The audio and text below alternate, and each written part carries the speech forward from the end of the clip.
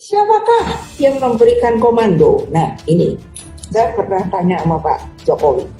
Siapakah kalau dalam keadaan yang saya sebut tanggap darurat, bukan tanggap normal, siapakah yang memberikan komando? Saya tidak tahu. Apakah dari bupati kah, atau gubernur kah, langsung bla bla bla begitu. Ya saya bilang pada Pak Presiden. Dengan struktur penanganan sekarang ini, menurut hemat saya sudah sangat baik, karena Presiden yang menjadi Panglima paling tinggi dalam penanganan ini, sedangkan Menko Perekonomian dan saya adalah sebagai komando-komando wilayah atau komando lapangan seperti organisasi di militer juga. Oleh karena itu keputusan yang diperintahkan untuk menunjuk Menko Perekonomian untuk menangani luar Jawa dan saya menangani Jawa Bali, saya pikir sudah keputusan yang paling tepat. Tanpa ampun, Luhut tampol Mega demi Jokowi. Megawati jangan cemberut. Ini loh jawaban Luhut. Luhut Binsar Panjaitan adalah tokoh politisi kawakan pengawal setia Jokowi.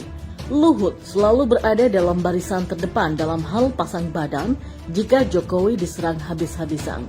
Lihat saja, akhir-akhir ini Jokowi yang sedang bekerja mulai digoyah oleh PDIP di bawah komando dari Megawati.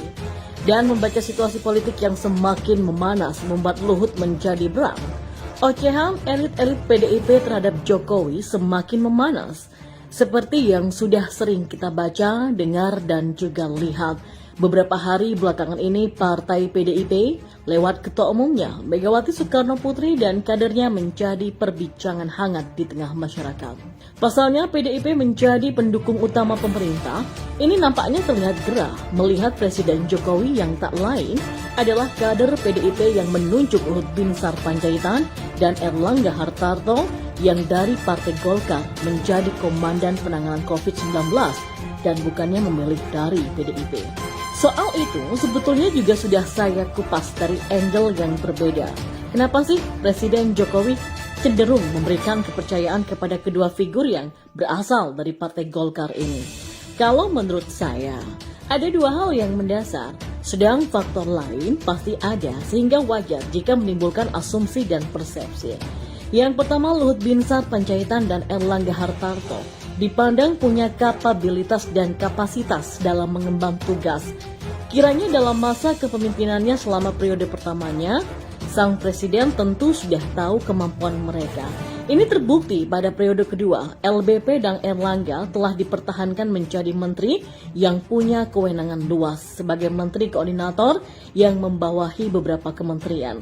Nah, jika indikatornya adalah kapabilitas dan kapasitas, tentu presiden jauh lebih paham, lebih mengerti dibandingkan orang-orang di luar istana yang cuma ngomong.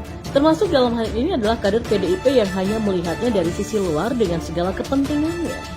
Semestinya mereka harus memahami dalam situasi pandemi seperti ini tidak terlalu dipolitisir sehingga menimbulkan anasir jadinya terkesannya bau aneh.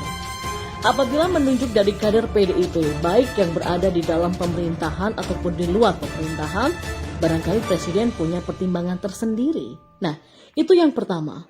Lalu yang kedua, ini bisa jadi keputusan politis. Secara tersirat, Jokowi seperti sedang memberikan sinyal yang lebih condong merapat ke Partai Golkar, mengingat kedekatan secara pribadi terhadap keduanya. Dan melepas bayang-bayang intervensi dari sang ketua umum PDIP yang secara semiotika politik, manuvernya sejauh ini nggak sejalan dengan Jokowi. Contoh yang paling nyata adalah saat Megawati menerima gelar profesor di Unham. Jokowi tidak menghadirinya, tapi lebih memilih kunjungan kerja ke Jawa Tengah dan didampingi oleh Mas Ganjar Pranowo. Nah, kendati setelahnya Jokowi memberikan ucapan selamat dan memuji Megawati lewat video atas nama presiden dan pribadi. Sebetulnya, dari peristiwa ini saja dapat kita lihat, di permukaan mereka nampak tenang, tapi di dalam sangat memungkinkan bergelombang.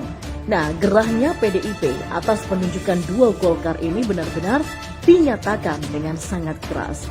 Akhirnya Megawati dan Puan Maharani bersama kawan-kawannya ini gencar menyerang pemerintah, mencuri perhatian Jokowi dan mengirimkan sinyal ketidaksukaan atas keputusan.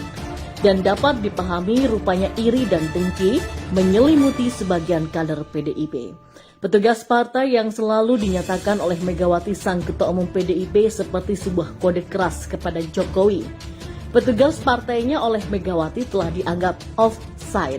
Nah, dan hal-hal seperti itulah yang kiranya ada intrik intervensi dan seorang presiden tidak bisa diperlakukan layaknya anak buah saja. Seperti yang biasa ia katakan di banyak kesempatan, kadang-kadang sang Ketua Umum PDIP itu tentu lucu dan wagu. Tapi pada endingnya, usaha PDIP untuk mencari perhatian pemerintah ini akan berhasil. Namun, statement bukan keluar dari Jokowi, tapi dari Luhut Binsar Panjaitan, orang yang langsung ditembak oleh Puan Maharani beberapa waktu yang lalu. Dan seperti yang dilansir dari awak media, Menko Marves Pak Luhut Binsar Panjaitan ini mendadak mengatakan jika Presiden Jokowi sebagai panglima tertinggi. Luhut Panjaitan menyebut dirinya dan Menko Perekonomian Erlangga Hartarto hanyalah komandan wilayah. Dengan struktur penanganan sekarang ini menurut hemat saya sudah sangat baik karena Presiden menjadi panglima paling tinggi dalam penanganan COVID. Sedangkan Menko Perekonomian dan saya itu cuma komando-komando wilayah atau komando lapangan kayak organisasi di militer juga, kata Luhut Panjaitan dalam konferensi pers pengumuman perpanjangan PPKM pada Senin kemarin. Dan menurut Luhut Panjaitan, setiap kebijakan yang diambil oleh pemerintah telah mempertimbangkan sejumlah aspek. Selain itu, masukan dari para ahli diakomodasi. Jadi penanganan di luar Jawa Bali nggak bisa serta dibandingkan dengan Jawa Bali karena tantangan di luar Jawa Bali itu lebih besar dari tantangan dalam Jawa Bali. Contohnya saja dalam hal dukungan infrastruktur kesehatan, pemerintah akan terus bekerja keras mengendalikan pandemi di Indonesia. Jelas Luhut.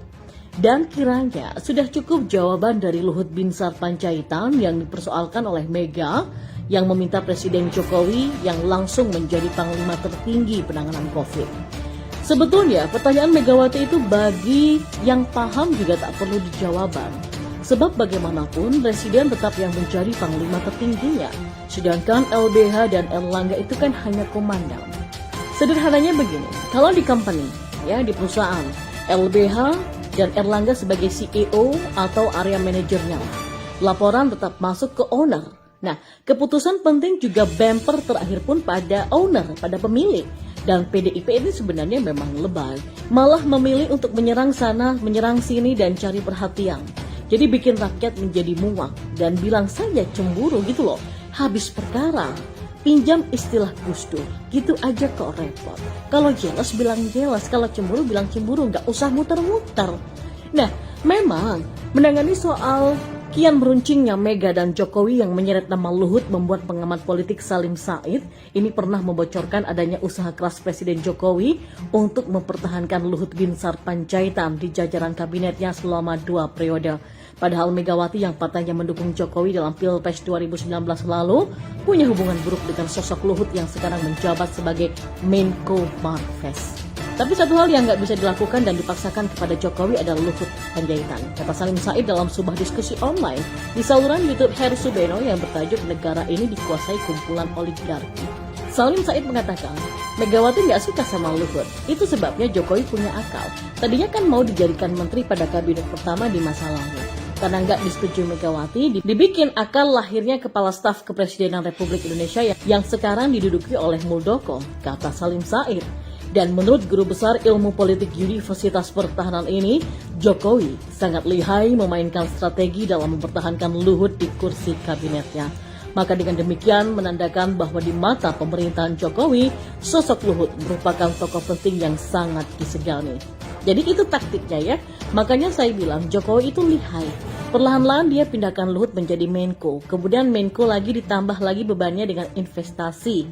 Kemudian ini artinya ini orang penting betul sehingga Jokowi nggak mau melepaskan meskipun Bu Mega nggak senang dengan Luhut. Ya, memang senada dengan hal itu, pakar ekonomi sekaligus politikus Rizal Ramli mengungkapkan ketegangan antara Luhut dan Mega sudah terjalin lama, tepatnya ketika Gus Dur menjabat sebagai presiden. Selain itu, ia menyebut bahwa Megawati juga tidak suka dengan mantan Menteri Badan Usaha Milik Negara, Rini Suwandi.